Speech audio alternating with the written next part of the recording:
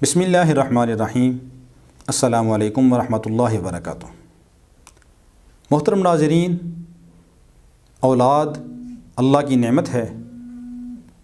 شادی کے بعد ہر انسان کی خواہش ہوتی ہے کہ اللہ رب العالمین مجھے اولاد کی نعمت جلدی عطا فرمائیں،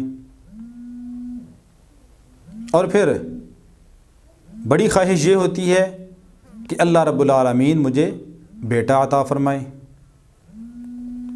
اگرچہ بیٹا اگر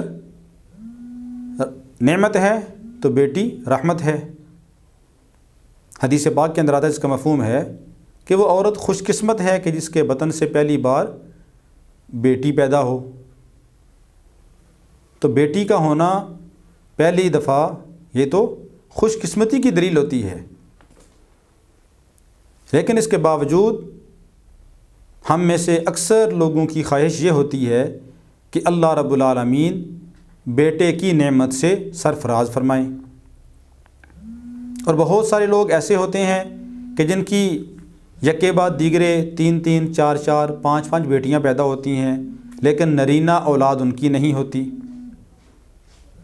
تو اس لیے ایسے احباب کے لیے کہ جن کے ہاں نرینہ اولاد نہیں ہے، آج کا وظیفہ ان کے لیے ہے کہ نرینہ اولاد اگر نہیں ہے تو اس کے لیے انتہائی مجرب عمل آپ کو بتلایا جاتا ہے۔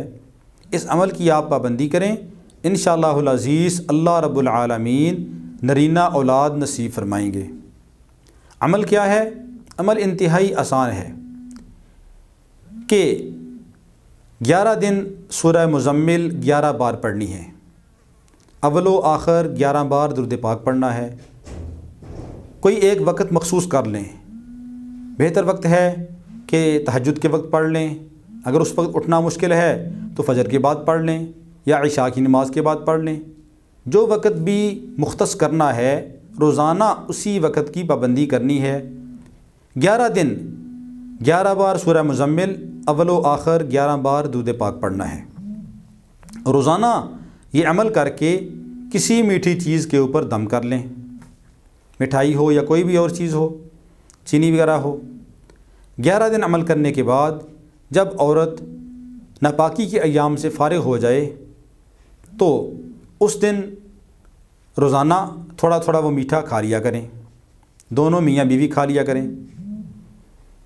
بہتر اس کے لیے یہ ہے کہ جب عورت ایام سے فارغ ہوگی اس سے 1 دن پہلے تک یہ عمل مکمل ہو جائے، یعنی خامد کر لے تو بہتر ہے، یا کسی اور سے پڑھوا لیں۔ روزانہ کوئی آدمی بھی پڑھ سکتا ہے، 11 بار سورہ مزمل پڑھ کے روزانہ میٹھی چیز کے اوپر دم کرنا ہے۔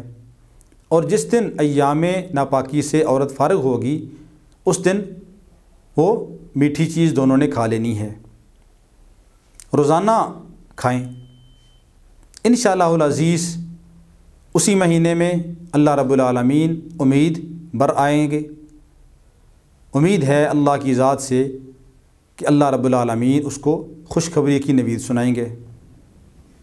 اور اگر اس مہینے نہیں ہوا اگلے مہینے پھر یہ عمل کر لیں 11 دن، ورنہ اس سے اگلے مہینے انشاءاللہ العزیز 3 مہینے لگاتار یہ عمل کریں، اللہ رب العالمین اولاد نرینہ عطا فرمائیں گے۔ اور اللہ کی طرف متوجہ ہوں، نمازوں کا اہتمام کریں، استغفار کی کثرت کریں، کیونکہ استغفار کی برکت سے اللہ رب العالمین اولاد کی نعمت نصیب فرماتے ہیں۔